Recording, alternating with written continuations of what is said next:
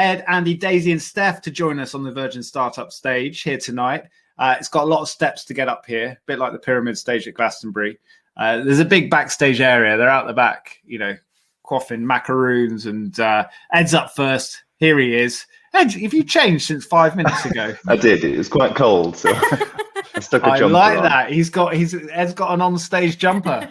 The virtual meetup stylist. Okay, Daisy and Steph's here, and I think Andy's going to be joining us. Yeah, that's it. Give everyone a wave. Now we've got 500 people in the building here tonight, which is fantastic. So thank you for being with us, and really excited to have Ed, Daisy, Steph, and I think Andy's going to join us as well. Is he always like this, Ed? He just comes at his own time. It's all right. You're a duo, so you're here. That's all that matters. I shouldn't throw him under a bus. So Virgin Startup people who are watching and listening in tonight, we are going to get to know our new friends here and find out about their journeys, the reality, not the theories, the reality of what they've been through over the last period of their life. From idea through to what it looks like today and navigating the pandemic and all the ups and downs in between. If you do have questions or ideas even as we go, just drop them in the chat. Keep sharing those links like you're doing as we go, and that all gets captured and you can carry on the conversation. So to start with, let's go back to that moment for the three of you where this idea started to develop. And I know that this whole thing of like the thunderbolt of an idea isn't always true. It's sometimes a slow hunch, all right. But where was the moment? Can you take us back to the moment where you were like, there's something here. There's a clear problem or there's a clear opportunity that I want to explore. And what did you do about it in that moment? So take us back there. Steph, do you want to kick us off? Yeah, sure. I mean, for me, my journey was a very organic, accidental approach. I was in a career. I was definitely destined along one path. I don't know if you can hear the ice cream van that's just driven. Yeah, I don't. That's ice cream van out in the pandemic. That's amazing. Should I go get one? No, I'll leave it. But I definitely was on one path, and I started. Just FYI, I own an e-commerce driven bakery. I started baking in my spare time as a hobby. My business started as a way to relieve stress at the end of my working day. Okay. And it just grew from there really naturally. There was no thunderbolt moment. You're absolutely right. It was more of a gradual, I'm realizing I'm really enjoying this. And I feel like there's maybe a way I could monetize this or turn this into a full-time career. And it was a natural progression for me. And just to dig into that a little bit more, Steph. So what were you doing that you were like working all hours on? And then how did you find that? Because it sounds like you were, you were stressed, life was busy. How did you find that energy to start exploring this bakery business, which was very different to your day job, right? Right, absolutely. So I'd actually just been offered a promotion in my job at the time, which was in project management. So I'd been elevated to project director, and with that came an abundance of extra responsibilities. It's in my nature to always want to prove myself. So I was working the long hours already. I was coming home at 8, 9 p.m. I was having a bite to eat, and then I was getting stuck into my baking and trying out different techniques. And as I grew an Instagram following, that's where it all really started for me on Instagram. I started to receive requests from people all over London. Started with friends, but it quickly grew to people I didn't even know. There were literally days I was opening up Instagram like, I don't know you and you're asking me for cookies? What? This is amazing. And you want to pay me money? Great. But that quickly, I found myself getting home at 9 p.m. and then working until 2, 3, 4 a.m. No. Getting up again at 7 a.m. to go and prove myself in this job that I was so intent on kind of working towards a manager director position. I think that's where I was in my head at the time. And then really having to battle with this internal mindset of, is this what I want? Is there an opportunity for me to have like total creative direction and leadership and build something myself? And yet I've just spent so much time forging a career in a different direction. And that was a really hard argument to have with myself, shall we say. You created this argument though, didn't you? Because they're like working for 14 hours, then coming home and doing a 9 till 2. So what I want to know, because it sounds like, yeah, you went all in for a little while, and not most people wouldn't have that level of energy, I don't think. But when you got home at 9 p.m. and you just starting to bake, and then you were taking pictures and uploading them, and was it pure escapism, or were you thinking, this is something? Was it purely a hobby, or was this something you're going, actually, this is quite exciting, I feel like I could build something from this? I think I've always been someone who knew I wanted to forge my own path at some point in life. I just didn't know what that was going to look like. And having formulated a career in primarily fashion and then into digital design, I was desperately trying to think of ways that I could mold that to work for me in my own kind of situation, create my own business. Cookies was not where I saw it going. But yes, in a way, it started literally just as a passion. I made it my life to just consume whatever I could find on baking and decorating cookies. I cannot pinpoint the moment where I thought, hey, well, actually, I guess I can. It was when I got my first order inquiry where they were upfront with their budget for a set of custom cookies. And I realized that there is money to be made here. And at the end of the day, when you're starting a business, you're doing it for, you can't ignore the money side of it. That was the moment that I guess I gained the confidence that I could move forward and make this a career path. A viable career path, Yeah, it's fantastic, and we'll come back to the Instagram marketing in a little while. Daisy, let's move to you and your stories. So, what was the moment where you started to think, I'm gonna try and solve this problem or give this a go? It was basically just one random idea that then snowballed into a whole new career for both me and my sister. So we run an online makers market. It was a real life makers market, but obviously we had to pivot because of lockdown, and it's become online completely now. And it was completely random. Like, I think me and my sister Liv, we've both been, we're so close, we're best friends. We've always wanted to have a way to work together. We've always had kind of parallel careers, but they've never crossed over. And we've always lived in South London, always been really passionate about like shopping local, like being out in our local community. I would always go to the library up in Crystal Palace where I live, and I saw that they had the room upstairs to rent, and I was like, wow, that's really amazing. This is an opportunity to do something cool in our local area. And me and Livy just sat down one day and said, I wonder what event we could put on that would be really cool for the local community. And we honestly just randomly landed on doing a market, and then honestly the rest is history. That was like a year ago, and now it's both of our full-time jobs. Wow, so it's happened fast. And for those that just explain a bit, Andy. Hey, here he is. You had to take a call, did you, Andy? You had to take a call. So that's your technical guys. I am so bad with technology, it's unreal. Just pretend you were closing a big deal. That's what we want to hear. Yeah. I'll take it. Done. Excellent. God, Ed, how do you work with this guy? Unbelievable. Right. Sorry. No. We'll come to that answer in a minute. Okay. Sorry. So Daisy, I wanted to ask, for those that we've got a global audience here. So a makers market, tell us in a bit more detail about what exactly that is, and then how you got the first one open. So a makers market essentially is, if you imagine any other market you've been to, so whether it's inside or outside, it's a space with stalls where small business owners will come and sell their products. So, it can kind of, there's loads in London, I guess, but they're all around the world. But makers particularly is for like handmade products. So whether it's ceramics or candles or, beautiful cushions, anything handmade really. So that's what a makers market is. And yeah, honestly, it's just been the wildest ride. The last year has just been absolutely crazy. And I just want to dwell a little bit more on the beginning. So you and your sister said, okay, we've got an opportunity here. How did you gather the first products? How did you figure out the pricing? How did you have the confidence to say, let's go out and give this a go? So I think really luckily we both used to work in fashion. So we've always worked in fashion retail, and my sister was a visual merchandising manager and I was an editor. So we've both kind of developed accidentally the skills along our kind of 10-year career paths to run a makers market. We never really realized that. I guess that was what we were always setting ourselves up for. Like, now that we've done it, it feels like that was always what we were meant to do. So with my background in copywriting and like editing, and I worked for ASOS Marketplace, which in itself is a marketplace for small businesses. So I'd made loads of contacts there. I knew how small businesses operated.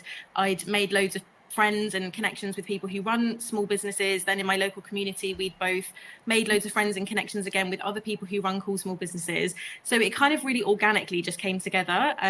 But yeah, we just had the idea, And we honestly are just the type of people that we will just make something happen. Like, we're not excuses people. We're not like, oh no, I can't do it. We're just, I'm going to fucking do it people. And so once we had the idea, we were like, this is a great idea. I've never wanted to do anything more in my life. And it's kind of like that thing where you don't almost take a second to ask yourself, why am I doing this? Or do I want to do this? Or what do I think? Because you're just so excited, you just run ahead with it. And honestly, within like a week, we'd booked the room, we'd put down this deposit on a room. We just were like, let's just put the deposit down on a room. We've got the date. It was like a Christmas market. It was December 2019.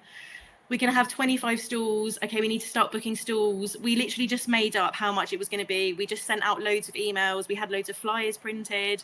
We honestly just didn't rest until we did it. And I guess in a way, there wasn't a lot of strategy to it, to be completely honest. It was more just a case of, we really want to do it, and we know if we put our heart and soul and energy into it, we know that we can make it a success. And I kind of think sometimes if you go into something naively, you actually do it, you kind of just do it because you just do it. If you know too much, I feel like you would just stop yourself and you would never get anything done. If I'd asked myself too many questions like, is this really a good idea? Like, we were both working full time, we're trying to run a market on the side, like I would never have done it. So I think we just kind of went into it blindly and enthusiastically. That is like our thing. We're just super enthusiastic and passionate, and we just thought we're just going to bloody do it, and then we just did. Fantastic. There we go. That's how these things begin. Now we'll come on in a minute once we've shared these stories into like how we got out of the jobs and went full time and the decision making around that. But Ed and Andy, I don't know how this performance works between the two of you in terms of telling the story, but over to you. It's a back and forth. We'll probably steal each other's limelight during. So me and Andy, we met in the West End. So we were performers in a West End musical, Beautiful, the Carole King musical, back in 2015. And that was kind of the end of my career. I decided after that show that I didn't really want to do it anymore. And so it was a lot of figuring out what it was that I wanted to do. But I did have a problem that I was very smelly. I make deodorant, by the way, audience. That's the business. So like Daisy said, it was kind of born out of naivety. I had this problem. I hated throwing away my shirts every week. You know, when you get that horrible claggy yellow stain in the underarms, and like nothing was working for me. So I decided, well, I'm going to try and figure it out. And it was just complete naivety. So I went online, I kind of started playing around with ingredients, and it took about 3 years of formulating. Wow. And I could have done it a lot faster if I knew, the route to market for cosmetics. But it was me every week or two trying out a different formulation. One would give me a rash, and I'd be like, well, that's not the one, but I didn't smell, so there's some ingredient in there that's working. And so it was just trial and error for so long. And how did your love life go during this period? Oh, so you've read the story. I just feel like it's a question that needs to be asked. Okay, so me and Andy were together. We had a showmance when we were in Beautiful. A showmance? Hold on, slow down a second. Showmance. Yeah, which show was it? Did this showmance begin? Beautiful, the Carole King musical. Oh, Carole King. First met. Okay. Yeah, we were there. We were together for about 5 years. We used to duet together. Yeah, we played the Writers Brothers, so we'd come out from behind a screen. Little did the audience know we were not brothers. Lovers, not brothers. There you go. And okay, so this is great because our American audience, this is Carole King, this is Broadway, but West End, smelly Same boys show. from the West End who were secretly in love behind the scenes. And Andy, were you sort of saying to Ed, you're cute, but you stink? What was the conversation? Ed was purely making a product for himself. It wasn't with the plan of making it for everybody else. That wasn't it wasn't the plan, was it? You gave samples to people who were interested, or you were trialing out new formulas on cast members and family members. And then people would turn around and go, what is this magic? I need it in my life. So we started turning it into, we'd sell pots for £10 to friends here and there, and we'd make a good wad of cash in between shows. And we were kind of like, oh, great. Okay, well, maybe we could sell this on Etsy and turn it into a small business to literally make a tiny bit of cash flow, not to the scale that it has become now. So it was purely born out of Ed just needing something for himself. I jumped on board by like Ed said a moment ago, Beautiful was the last show he wanted to do. So I was watching Ed sort of struggle on, what do I want to do with my life next? And I said, you have got this incredible product. Why don't we make it into something together? I love business. You've got a product. Let's join forces and just try it. And then we started linking into our community of theatre performers and testing it on all of them. And it just went crazy, beginning with a Kickstarter campaign. Fantastic. So you were the trigger to really tip it from a problem-solving hobby into a potential business, Andy. And did at that moment, for the two of you, did the fact that you were, this was working by day together at night, did that cross your mind as a potential issue down the road, going into business with your partner? I mean, we have three things that we ask each other. Are you hungry? Are you tired? Are you hot? If it's one of those three aggressors, you go away, sort yourself out, and come back, and we're fine. Literally, that's the easiest way. And there's never any arguments. It was, it's worked out nicely, to be honest. When you pivot into relationship therapy services, we'll know what we're buying. I'll write a book on it. Exactly. I've got good advice there. So that's a wonderful intro from all of you. I wonder if we can, coming back to you, Steph, whether we can dive into that sort of the transition part. So you're baking late at night, you're working in fashion, climbing the ladder all day long. When did that come to a head? What pushed you to go in? And did you hand in your notice? What happened? Honestly, I made myself really sick. I burnt the candle at both ends. I had infections going through all my body. I literally, it boiled down to an ultimatum. I remember my dad saying to me, like, you have to either quit the baking or quit your day job. And it was only at that moment I was like, well, there's no way I'm quitting Bake by Steph. This is what I want to make happen. So now I need to absolutely focus all of my time and attention on how I make that happen. And really, I was just kind of thrown in at the deep end. I was very lucky that my boss at the time was very understanding. My last job that I was in, they really asked me what I needed to be able to kind of build my career on the side. So they gave me an indefinite notice period and kind of let me leave a little bit earlier when I needed to. But yeah, it was not really an active decision. I think I was really plagued at the beginning by lack of confidence and knowing how to navigate starting a business. There's no, you can buy like starting a business for dummies on Amazon, but there's no one really that can say, this is what you need to do and it will give you success. And of course, we all know that doesn't exist. You can't find that from anyone. But I definitely did it the wrong way, I would say. I let myself get very, very ill, and I was forced to make a decision, and that's how I started it. And it looks and sounds like you're fully recovered in terms of your health and well-being. Is that right? You're in a good place now? Yeah, absolutely. So okay, I think, great. Yeah, it was a temporary thing. I think I was forced to make a decision. I made the right one. Thankfully, I'm not sitting here 2 years later and I wish I never made that decision. No, but you went through a real low there. And what would you say to your former self and to others who are potentially, working all hours to try and get something up and running? So to anticipate that, because it's not worth it, is it? I mean, I know you've come, the outcome of this story is really positive, but if you could avoid that would be fantastic, right? Absolutely. And I think what really was driving that was this quest to find the perfect time to jump and make that transition. And I think what I was really focusing on, and wrongly now in hindsight, was creating the perfect product. And I don't just mean the end product, but I mean the perfect, web page and the perfect tone of voice for my customers and the perfect everything. And the one thing I learn every single day is that a business is really fluid. It's an iterative process. The product that I'm selling right now is not what I was even trying to create that made me sick. The product I had in my head at that time is nothing like what I'm doing now.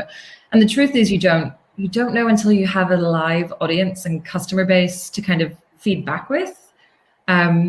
So there's no perfect time in terms of where your product's at. And I wish I had known that and taken the leap a little bit sooner. Yeah.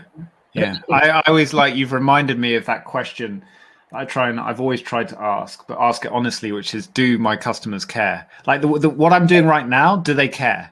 Yeah. And of course, sometimes they don't care that you're doing the accounts or whatever it is, but that still has to be done. But is the majority of the work I'm doing, do they care? Does it really change things for them? Does it make the product better? Does it make their experience of the brand and often the answer is no, or I'm not sure. And usually that means you shouldn't do it. It's the 80-20 thing, isn't it? But it's really hard to do it in that when you're and this is what I'm guessing was partly what happened, Steph, is that you were doing this solo, right? There was did you have anyone guiding you, anyone giving you support before your dad intervened?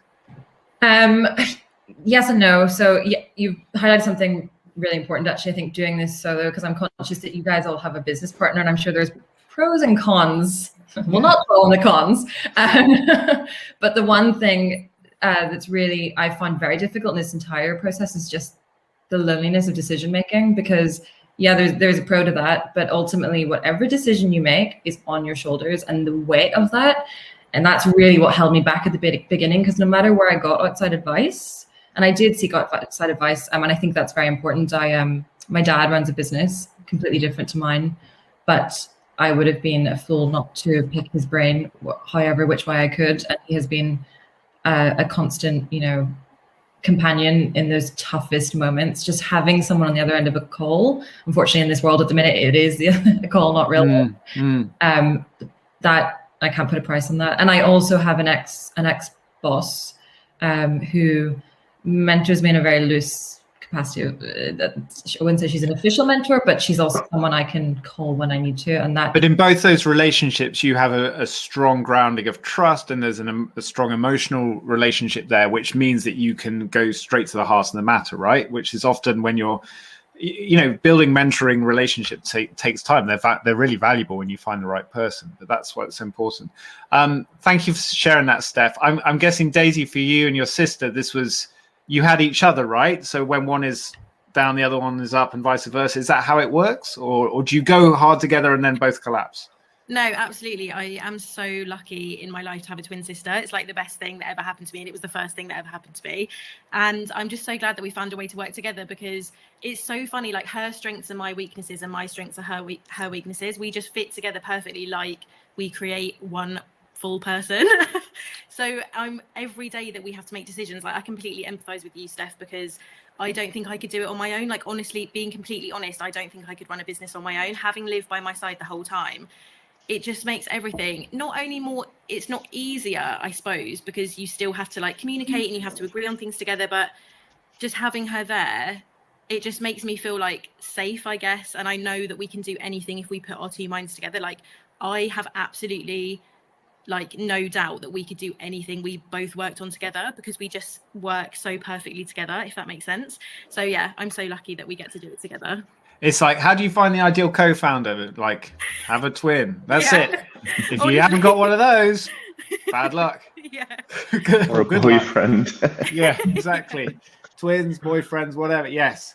They more unusual co-founder relationships, but you've made it work. And Daisy, tell us a little bit about you told us you're both working full time. You've got the market up and running. Mm-hmm. When did you decide to make the transition? How did you do it? So it actually took me a really long time to make the transition. So really quickly, Liv was running the market full time, but I was still doing my full-time job. So she was on it full time and I was working full time, and then doing the market at lunchtime, after work, weekends, any spare moment that I had, honestly, just trying to find any time in the day and the weekend, whatever, to get stuff done. And it really took me 9 months of working full time and running the markets every 2 weeks. It was honestly manic. It was such a crazy 9 months.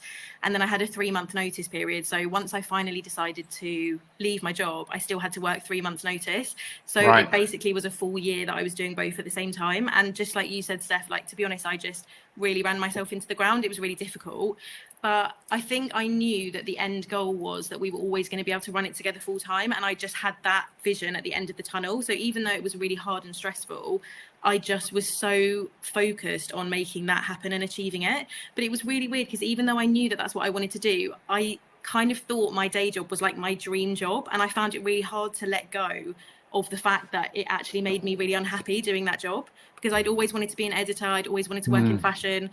Even though I loved the market so much, I still it took me such a long time to want to give away that other part of myself. And I don't know, it was weird, but as soon as I did it, I was like, I can't believe that I've spent the last 9 months umming and ahhing over this. I should have done this 9. For the day that we ran into this market, I should have given my notice in then, like, because that was my true passion. But it just took a while for like my mind to catch up, I guess. But once I handed in my notice, it was like the best day ever. And then, to be honest, my last day in the office was just the best day ever. You're like, bye, I'm out of here. Like, bye. What you've just described, Daisy, is it is. I mean, you sort of belittle, oh, why didn't I leave earlier? But I think this is what you've just described, and what you've all been through, is this identity shift, and that is huge. It's huge, and so huge. It takes a big part of ourselves to make it. And we're battling egos, and we're battling imposter syndrome. Well, ego if you're a man, imposter syndrome if you're a woman. No, it's not that clear cut. No, I totally found like it was to do with my ego, 100%. Like, if I was being honest with myself, like, I was asking myself, what does it mean if I don't have this job anymore? Like, you know, is anyone going to take me seriously running my own business? I think that was a lot to do with being a young woman as well. And, you know, I'm turning 30 this year. I was like, what if I don't have a really successful career? Like you were saying, Steph, I just had a promotion as well. It's funny how your story, I feel like, really mirrors my story too. Yeah. I just had this promotion at work that I'd been working my arse off for like years to get. And then I think I just realized, even though I finally got the promotion, it still didn't make me happy, and it made me so unhappy. But it just took me a while to adjust to that being the truth, I suppose. But honestly, like, now doing the market every day and doing it full time is just, every day I'm just like buzzing for life. And I didn't feel like this at my full-time job before. Like, that's how I know that this is the right thing. Even when it's hard, I still just wake up every day and it's not a question. I'm just like, what are we doing today? What are we making happen? Like, I can't wait. What about this idea? Like, I can't switch my brain off because I'm obsessed with it. I just love it so much. Oh, long may that last, Daisy. It's brilliant to feel that energy from you. And so, Ed, when you made that decision about leaving the theatre, exiting the stage, and you were experimenting with this product, at what point did you go, I'm all in on this? Or was it just the fact that were you doing other jobs in between? Had you saved up funds? What was your transition look like? An actor, save up funds. I wish. No, I was broke. So yeah, obviously that was my last show, and I kind of toyed around with other like performing jobs for the next year. I did some singing on a cruise ship, and I did some other bits and bobs. I just remembered that I'm under an NDA, so I can't tell you what that is. bits and bobs. Yeah, other bits and bobs. But yeah, it was it wasn't an easy time at all, because I think there is that ego side, especially for a performer. You spend your whole life gearing yourself up to be on the stage, and then for me, like I always wanted to be in the West End, be in a show, and I did that on my second job when I was 22, and then it was kind of like reality hits, and like, oh my god, like I've done it now, and is this really what it's going to be like forever? And so it's a real sort of like identity crisis for me. And so after leaving the show, I completely had no idea what I wanted to do. I didn't think I had any skills whatsoever, because I'd been singing and dancing. So I tried to apply for normal muggle jobs, as we call them in the theatre. And I didn't get anywhere because I'd never written a CV before. And I had to like completely change my CV to like normal working jobs. You're not going to apply to be a buyer for an interior place and put, you know, I was ensemble in Top Hat. It's just not gonna work. And so I didn't have many normal jobs. So I was a delivery driver for a bit, cycling around London. I used to let people into their Airbnbs, and then I was a nanny, and I was teaching. So like, it really wasn't fulfilling work. But then I had ACT to fall back on. I knew that something was burning in the background, making these deodorant formulations and trialing it out and trying to figure out what the business was. But it wasn't a fun time. Do you think because it wasn't fun and because you were scrambling those jobs? And I always think when I meet someone at Deliveroo, I'm like, are they the next big, you know, are they the next big actor or artist? Like, you know, because you know that whole community is full of talented artists and makers and creators, and you think, oh, who have I just met? But when you were scrambling those jobs and ACT, you were doing mixing your ACT potions. Do you think that pressure helped you push faster, or do you think actually it was like the stress was, you would rather have done it in your own time? I think yeah, there was the pressure there. I knew that it had to be a success, and I had to make it a success because I didn't really have any other option. I really didn't want to be delivering pizzas for the rest of my life. And I really didn't want to go back into performing because it made me miserable. So this was kind of the only path that I had to take in a way. It was like, that's it. It's this or nothing. And I think that's kind of what has made it successful, because I've put everything into it for hell for leather, and it's paid off. And presumably you were prioritizing things like pricing and how can we get to revenue quicker and things like that because there was some financial pressure. Is that what happened? No, I wish I was that smart. It was just really like I always say, if you lean in any direction, you'll go somewhere. If you stand still, you stay still, right? And so that's what it has been for me and Andy. We've just had to learn all these different skills, and every day is it's a new challenge. And that's kind of the excitement about it. Like, I'm never doing the same thing every day. And that's what it was like in theatre. You'd be doing the same show, 8 shows a week. You go and stand on this mark, you look into that light, and it just gets really repetitive. But this is what I love about it. But yeah, I guess there was the pressure that we did need to make money eventually to pay ourselves. Yeah, I love the fact that actually making a natural deodorant is more of an original action than performing in the West End every night. There's some sort of wisdom to glean from that. I haven't got it at my fingertips yet. You'll write it in your entrepreneurial autobiography. Andy, did you quickly follow Ed? Were you still fully employed? What was your transition? So I hadn't stopped performing. I was still very much going between contracts, but obviously there's the dead time between when you still do the Deliveroo jobs. You do the small things to try and make money, which is why ACT became something to fill that time. We wanted to have an income there. But yes, I was still very much performing. I was up until the last minute before the pandemic hit. I was on day 2 of rehearsals of West Side Story, and that's when everything shut down. A year ago to this week, Ed and I sat down and we both said to each other, shall we do this full time? Shall we make this, should we cover our rent and sit down 9 to 5 and do it? Because there's no other time like now. And if I'm honest, if the pandemic hadn't have happened, I don't think we'd have got to where we are with the business, because we were forced into that decision. But time was poor. I was rehearsing and doing business stuff with Ed. We were trying to figure out how the hell to make and run a business. We had no idea. We were meeting people along the way that gave us gems of advice. We quickly grew an advisory board of some people that are now still with us. And I think without that, we wouldn't have anything, basically. So where did you find these people, these advisors? We were talking to friends and family about putting small chunks of money in to help us invest in the business to start growing. And then they go, oh, I know this person that's done PR before. Go and have a chat with them. Then they put it in touch with someone else. And it's just a constant stream of picking other people's brains for it. Oh, have you ever worked with anyone that works in subscriptions or website building or has customer service experience? And it's just one thing that we take for granted as actors is our ability to talk to anybody. So if we meet someone, I'd probably say more than I ever should, just because that's just me. I just talk openly. And it goes in our benefit. Any investor we met along the way that has now become a friend, we've been for dinner and they've invited other investors or other business people that have skills that we don't have yet on our board. And it's just skills that we are translating from performing into this business world. And it's working out quite nicely. Doing it really well, but it's a lot of work. I'd love to. We've got about 10, 15 more minutes together. I'd love anyone who's got any specific questions for any of our panel of founders tonight, or general questions, drop them in now into the chat now.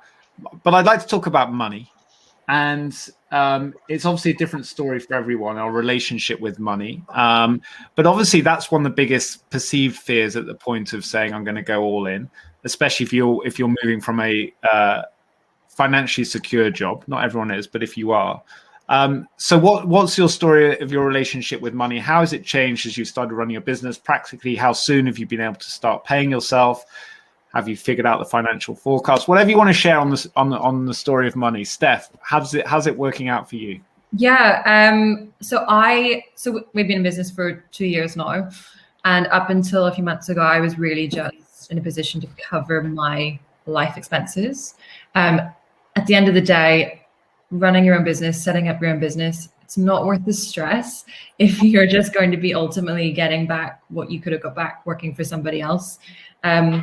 But equally, you have to be realistic. You're not going to earn £1 million overnight. That doesn't happen. If it does, please tell me how you make that happen.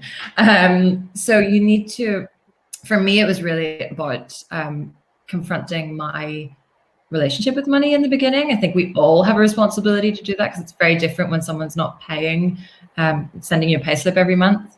I actually downsized personally. I actually found a cheaper flat when I started my business. That was something I decided to do.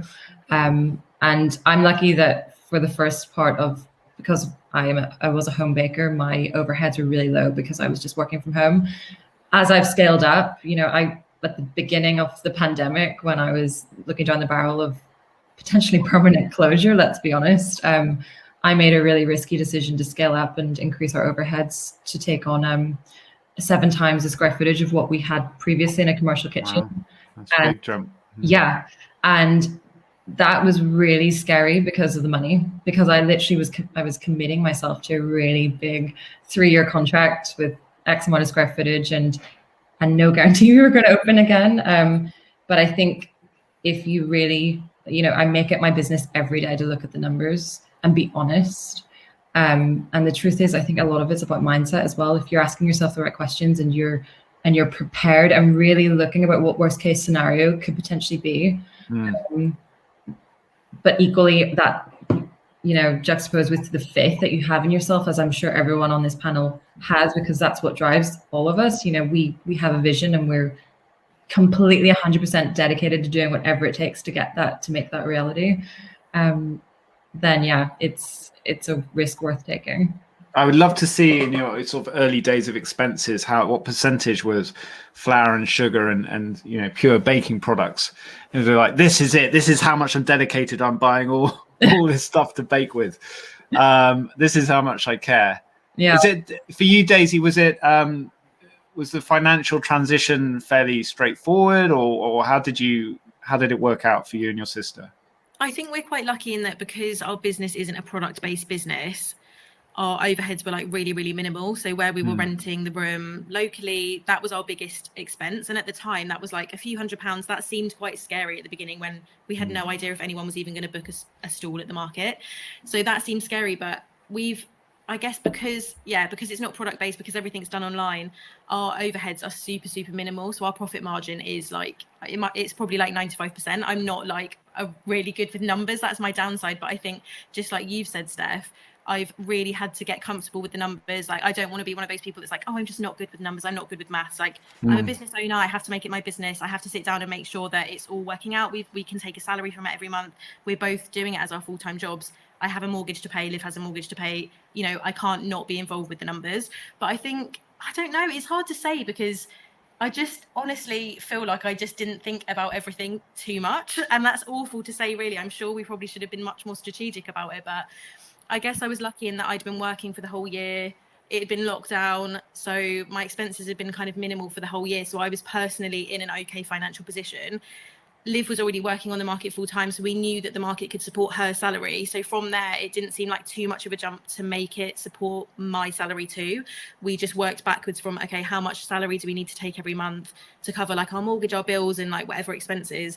Okay, and therefore, how many events do we need to do a month? How much do we need to charge for each spot? Scaling up in that sense. But I think now we're kind of at a pivot point, I guess, where the next steps are going to be probably the scarier ones because we're taking bigger risks and doing bigger events. We're going to be doing real life events. So the risk, I guess, is increasing this year with money, particularly because we're having to invest more.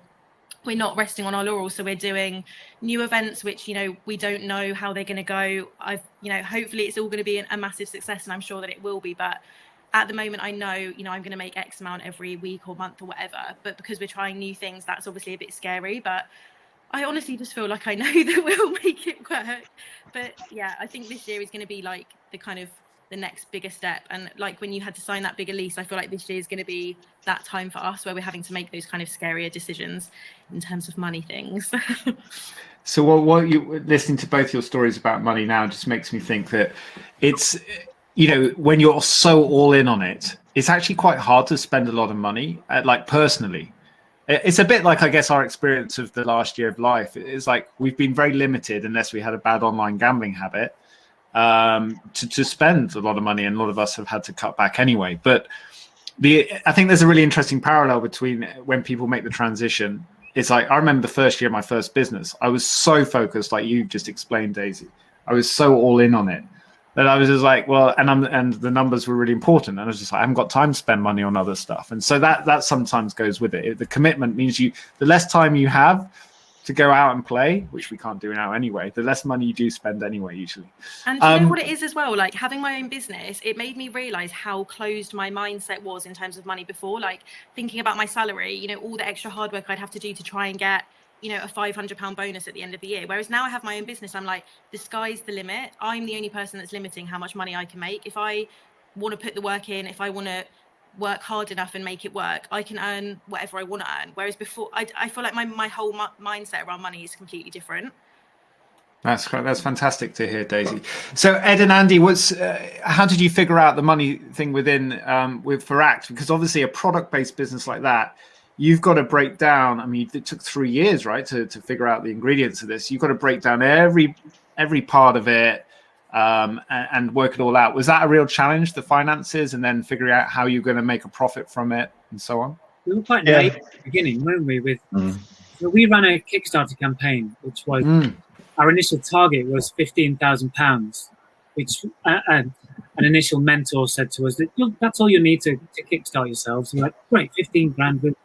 Let's run a campaign. We spent 3 months working on this campaign day by day, sampling it to every single West End performer, making sure they posted about it on social so it went crazy. And then we smashed that target within 1 day. So 30 days left, and we did 50 grand by the end. And we were like, oh my God, that's so much money. Amazing. Now we look at that and we're like, that is not enough money for what we need to be doing. Obviously, for us, the big expenses are buying in stock. We have to have inventory, and that that's been the newest thing of late with forecasting and financial modeling stuff that we as I like to call us businessmen now, but when we weren't businessmen, we've had to learn all of that as we're going. So, and Ed is the businessman now. Well, yeah, I'd never looked at a spreadsheet before.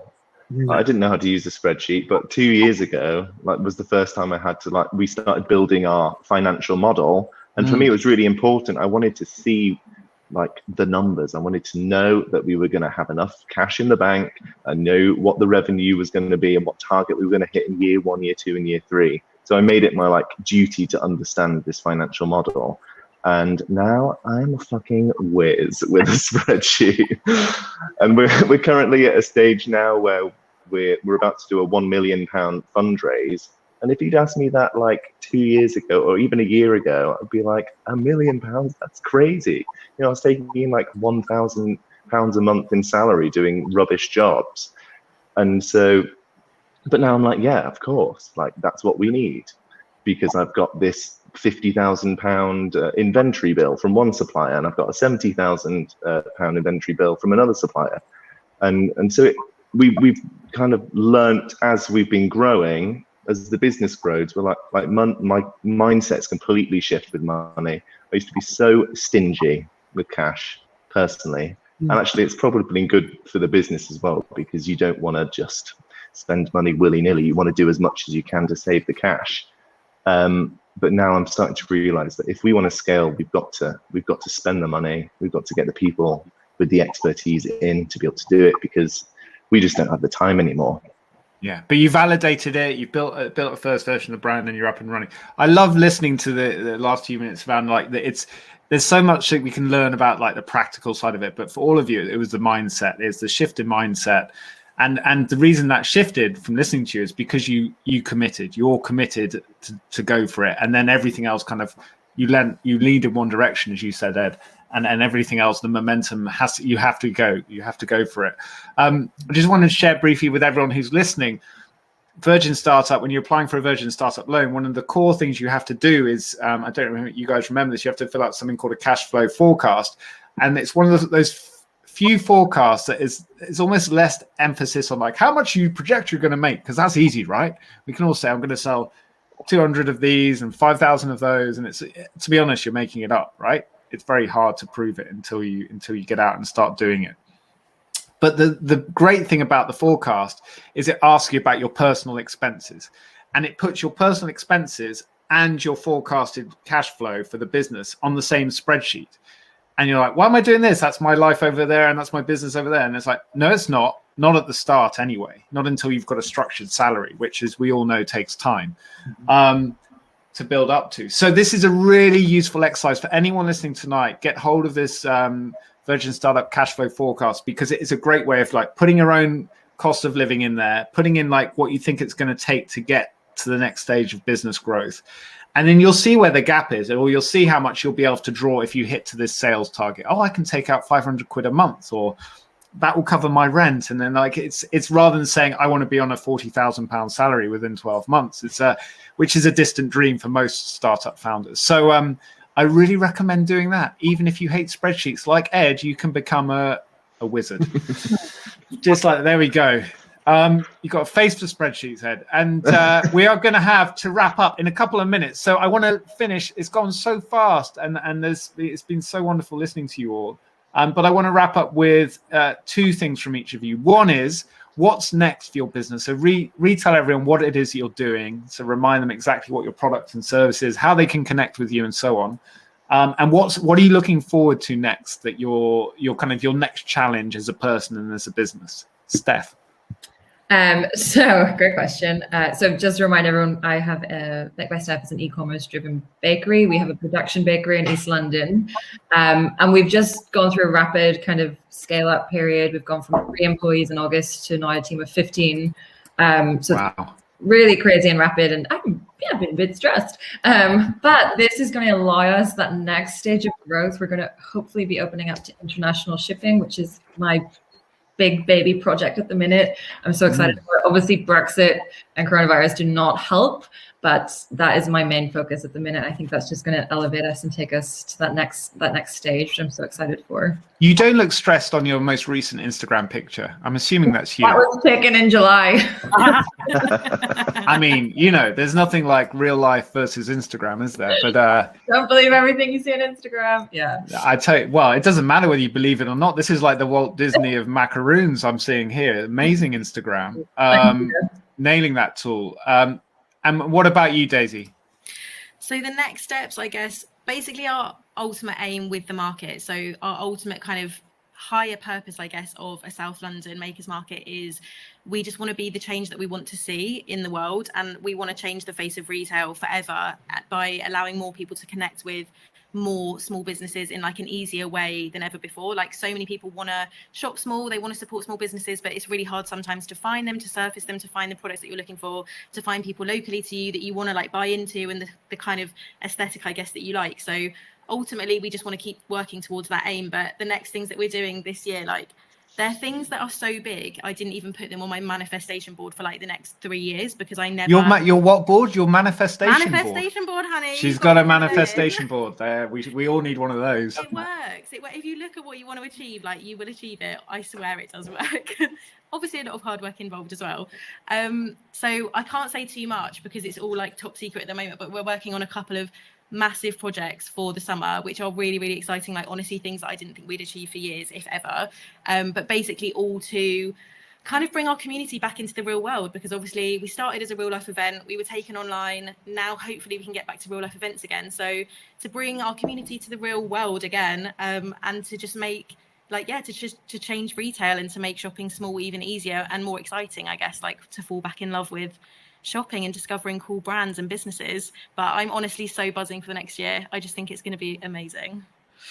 It's going to be one long come down if it ever happens, Daisy, in your house. Because it feels like the high is constantly there. That's the thing. Me and Livy, we're just so high all the time. But then sometimes I'm like absolutely exhausted. But then that's when Liv's really, really high, and then she pets me back up, and then she's low, and I'm like, no, Livy, we can do this. Like motivational talk. But yeah. I learned something really important about this, and we've touched a bit on mental health tonight. And we haven't got time to dive into it, unfortunately, more now. But this difference between, we've all had it this year, between exhaustion, physical exhaustion, and depletion. And so exhaustion is like when you rest, you feel better afterwards. But some of us might have felt, especially trying to get businesses out into the world in the last year, that we've rested and we still haven't felt like we're back in the game. And depletion is this thing where the things that really matter to you, whether it's connecting usually with other people, whether it's singing and dancing, whether it's creating amazing products or food or whatever it is, or whether it's something more spiritual, is that fix that we need that a lot of us haven't had access to in the last year. So it's good to check in with ourselves, like what maybe we're depleted of, and can we get some of that back in our lives. And it sounds to me, listening to you tonight, that you've all, unlike so many people, been able to access the things that really give you the kind of the juice of life, like the energy that we all need to thrive and feel really alive. So you're great examples to us all. And final word to Ed and Andy. Remind everyone what your product and brand is all about, and what's coming next, and how people who should we be buying it for? Here we go. So we're Act London, Act with a K, and we make premium natural deodorant in 100% plastic-free packaging. We are the only company in the world that has these aluminium caps, which we've developed bespoke.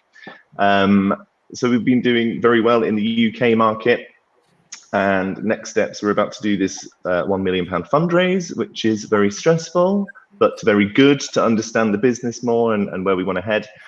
We've just launched a sister company in Germany, so we're about to launch in Germany in the summer.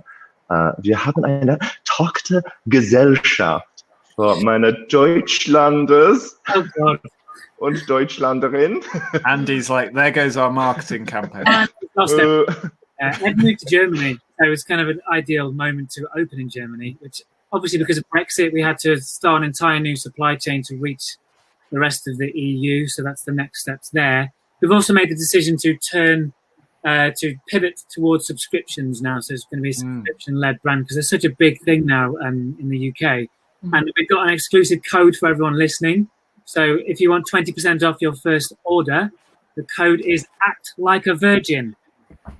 I tell you, Sir Richard would be proud. I'm going to add it in terrible puns. So you can see it. Act like a Virgin. Act with a K, and you get 20% off your first order. So sign up, and we'll look forward to seeing you. Awesome. My wife's going to be very grateful. Ed, Andy, Daisy, and Stephanie, thank you so much. There are we started with 520 people. We're down to 487. Oh, that is a tiny drop off. If you were talking about conversion rates over an hour's conversation, I will take that. We would take that. Bear in mind, no one else could get in the room. So that's fantastic. Thank you so much for sharing everything. We will be following up and sharing your stories and links online with everyone who came and those that didn't make it. I'm going to wave goodbye to you now and then let everyone else know. So you can jump off stage. Have a good evening and good luck with all your adventures. Lovely to see you. 500 people are cheering for you.